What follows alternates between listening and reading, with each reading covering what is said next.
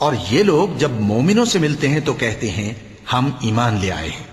اور جس وقت تنہائی میں ایک دوسرے سے ملتے ہیں تو کہتے ہیں جو بات اللہ نے تم پر ظاہر فرمائی ہے وہ تم ان کو اس لیے بتائے دیتے ہو کہ قیامت کے دن اسی کے حوالے سے تمہارے پروردگار کے سامنے تم کو الزام دیں۔ کیا تم سمجھتے نہیں؟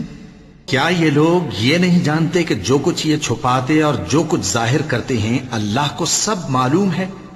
اور بعض ان میں ان پڑھ ہیں کہ اپنی آرزوؤں کے سوا اللہ کی کتاب سے واقف ہی نہیں، اور وہ صرف اٹکل سے کام لیتے ہیں۔ سو ان لوگوں پر افسوس ہے جو اپنے ہاتھ سے کتاب لکھتے ہیں اور کہتے یہ ہیں کہ یہ اللہ کے پاس سے آئی ہے تاکہ اس کے عوض تھوڑی سی قیمت یعنی دنیاوی منفعت حاصل کریں۔ سو ان پر افسوس ہے